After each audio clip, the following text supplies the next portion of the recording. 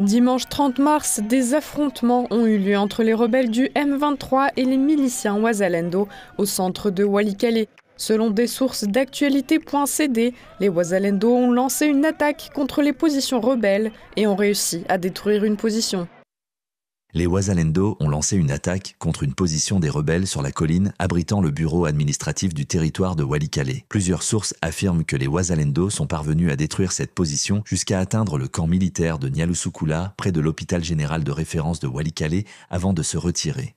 Pendant ce temps, le M23 progresse dans l'est du pays. Les travaux de déminage sous l'égide de la SADC, Communauté de développement de l'Afrique australe, ont commencé à l'aéroport international de Goma, 2 mois après sa fermeture à la suite des combats entre les FARDC et les rebelles du M23. Rappelons qu'il s'agit du résultat d'un accord signé vendredi 28 mars entre le M23 et la SADC. L'organisation sous-régionale s'est engagée à y travailler pour assurer également le retrait de ses troupes et équipements de la capitale du Nord Kivu.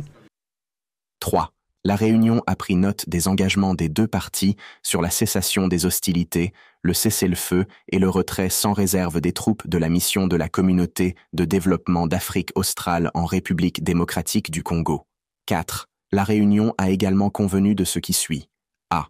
L'AFC M23 facilitera le retrait immédiat des troupes de la SAMI-DRC avec leurs armes et équipements, en laissant toutes les armes et matériels des FARDC derrière eux. B. L'AFC M23 coordonnera la liberté de mouvement de la SAMI-DRC dans le cadre de la préparation de son retrait conformément aux principes convenus. C. Les deux parties faciliteront le travail de l'équipe technique conjointe pour évaluer l'état de l'aéroport international de Goma en vue de sa réouverture. D. La SADC contribuera à la réparation de l'aéroport international de Goma afin de faciliter le retrait de la SAMI-DRC. E. Une réunion de suivi conjointe entre la SADC et l'AFC M23 sera tenue à un endroit et à une date qui seront convenus ultérieurement. Et même si de nombreux membres du Conseil de sécurité se sont rangés du côté de la RDC dans ce conflit, Kinshasa compte bien s'asseoir à la table des négociations pour exprimer plus clairement sa position.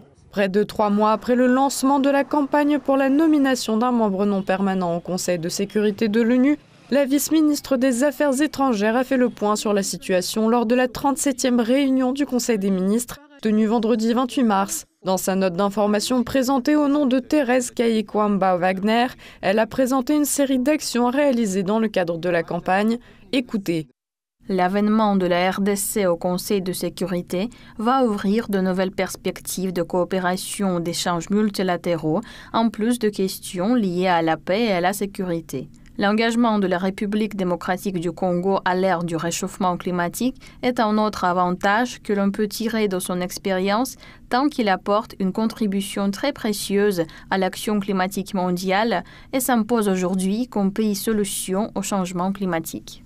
Toutefois, les combats avec le M23 ne constituent pas la seule menace pesant sur la RDC et ses habitants. À Bunia, le chef-lieu de la province de l'Ituri, à l'est de la République démocratique du Congo, les prix des denrées explosent depuis quelques jours à cause des combats entre les forces ougandaises et le mouvement armé de la coopérative pour le développement du Congo, Codeco.